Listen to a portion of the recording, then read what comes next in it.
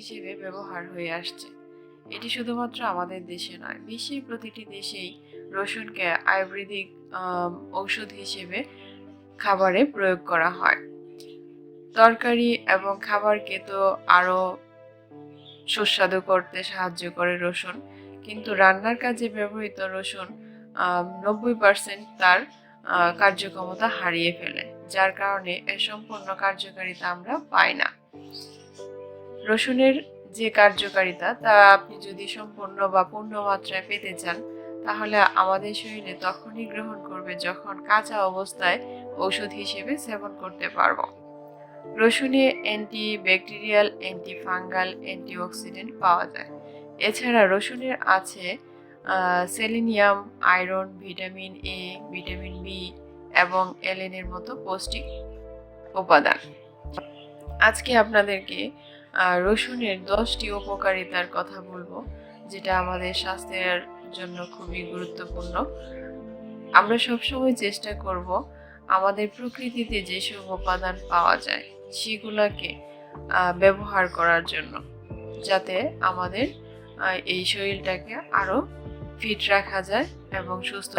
আমাদের প্রকৃতিতেই সব কিছু আমাদের আল্লাহ তাআলা দিয়ে দিয়েছেন, আমরা শুধু সেটার ব্যবহারটাই জানি না, যার ফলে আজকে আমরা এত এত ওষুধ খাচ্ছি, এত আমাদের শরীরের অসুস্থতা, আনফিটনেস, সব কিছুর জন্য আসলে আমরা নিজেরাই অনেকটা দায়ী, কারণ আমরা জানি না আমাদের প্রকৃতিতে কি আছে কি নেই। তো চলেন আজকে আমরা রসুনের 10টা উপকারিতার ব্যাপারগুলো জেনে নিই। Antibacterial property. রসুনে জীবাণুনাশক উপাদান বা অ্যান্টিব্যাকটেরিয়াল যে প্রপার্টি পাওয়া যায়, যেটা দেহের রোগ প্রতিরোধ ক্ষমতা বৃদ্ধি করতে খুব সাহায্য করে। খাবার খাওয়ার 1 ঘন্টা আগে, খাবার খাওয়ার আগে আপনি অন্তত একটা রসুনের কোয়া সেবন করলে শরীরের খারাপ ব্যাকটেরিয়াগুলোকে ধ্বংস করতে পারবেন এবং খাবারকে সঠিকভাবে এটা শোষণ করতে সাহায্য করে, হজমে সাহায্য করে। আপনার স্কিনকে যদি ভালো রাখতে চান, তাহলেও কিন্তু রসুনের কার্যকারিতা অনেক। রসুনের মধ্যে যে অ্যান্টিব্যাকটেরিয়াল থাকে, এটি ত্বকের সকল প্রকার সমস্যা যেমন চুলকানি, দাঁত, একজিমা, তারপর ছোট ছোট ফুসকুড়ি, এইগুলার চামড়াজনিত সমস্যাগুলোকে সারিয়ে তোলে। যদি আপনার ত্বক এ জাতীয় কোনো সমস্যা থাকে, তবে রসুনের ব্যবহার শুরু করতে পারেন। কোলেস্টেরল নিয়ন্ত্রণ করে কিন্তু রসুনের এইচডিএল বা যেটাকে আমরা ভালো কোলেস্টেরল বলি, সেটা বাড়াতে সাহায্য করে। আবার অপরদিকে এলডিএল বা খারাপ কোলেস্টেরলকে কম করতে রসুন গুরুত্বপূর্ণ ভূমিকা পালন করে।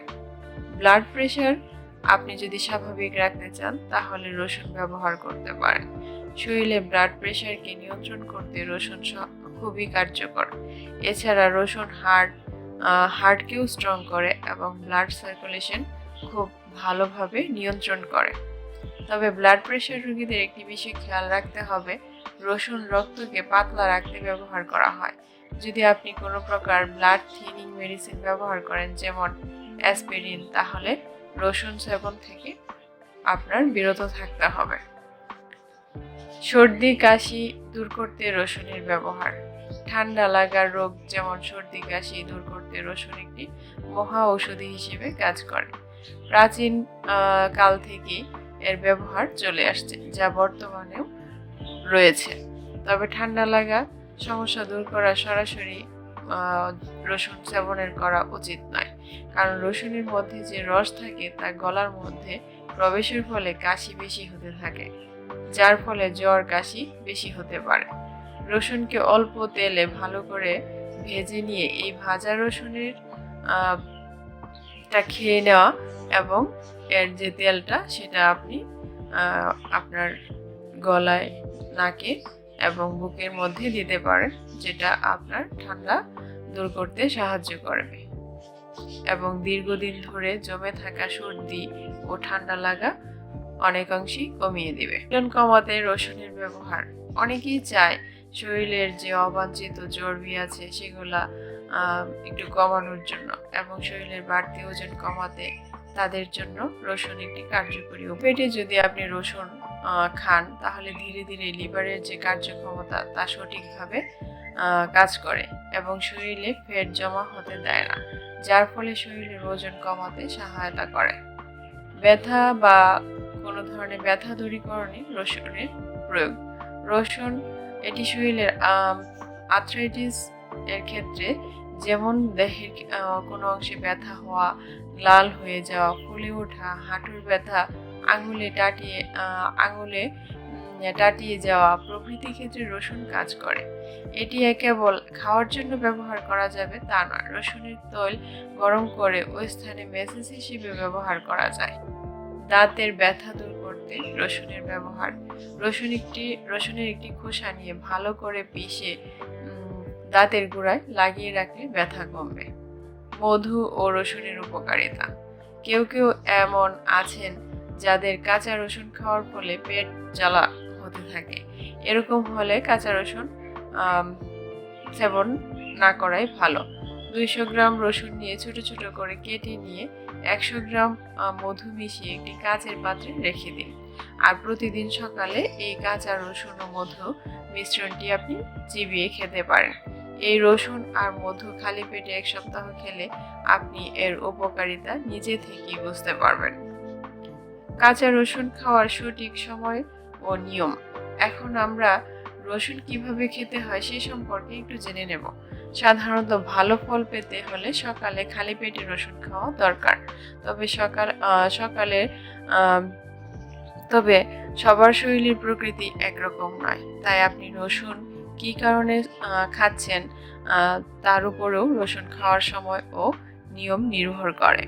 রসুন গরম জাতীয় খাবার, তাই যদি সকালে খালি পেটে রসুন খেলে কোনো রকম সমস্যা দেখা দেয় তাহলে রসুন কুচি কুচি করে কেটে নিয়ে রাতে ঘুমানোর আগে রসুনগুলোকে ভিজিয়ে রেখে সকালে খেতে পারেন। এটি করা ফলে রসুনের যে গরম ভাব সেটা কমে যাবে।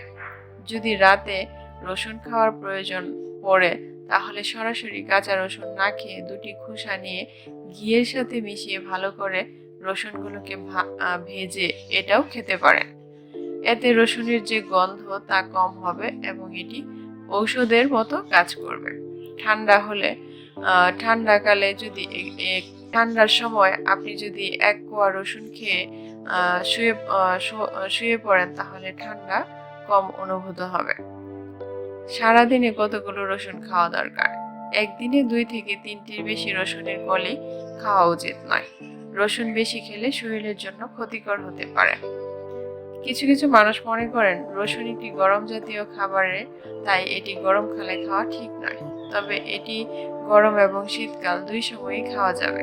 কেবল গরমকালে এটি কম মাত্রায় খাবেন এবং শীতের সময় 2টি কলি সেবন করলে গরমকালে 1টি, এরকম হতে পারে পরিমাণটা। তবে এক্ষেত্রে আমরা আরেকটু ধারণা রাখতে পারি। আমরা সবাই জানি স্বাস্থ্যের ধরন একরকম না হওয়ার ফলে সবাই সবকিছু আমরা খেতে পারি না। আমরা জানবো কাদের ক্ষেত্রে রসুন খাওয়া প্রযোজ্য নয়, রসুন খেলে কি ক্ষতি হতে পারে। যাদের লিভার কম্পোজার এবং লিভারে কোনো রকম সমস্যা আছে তাদের কাঁচা রসুন খাওয়া বন্ধ করে রাখতে হবে। লো ব্লাড প্রেশার দের রসুন খাওয়া পরিত্যাগ করতে হবে। গর্ভাবস্থায় বা যাদের লিভারের সমস্যা আছে তারা কাঁচা রসুন খাওয়া থেকে বিরত থাকতে পারেন। যাদের লো ব্লাড প্রেশার তারা রসুন পরিত্যাগ করতে হবে।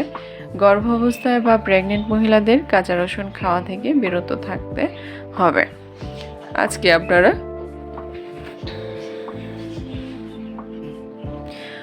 আপনাদেরকে একটা কথা বলি, সেটা হচ্ছে আপনারা যদি প্রাকৃতিক জিনিসের উপর নির্ভর করেন সেটা আমাদের শরীরের খুব কমই আসলে অপকার করে, উপকারিতায় বেশিরভাগ হয়। তো আপনারা সবাই ভালো থাকবেন, সুস্থ থাকবেন।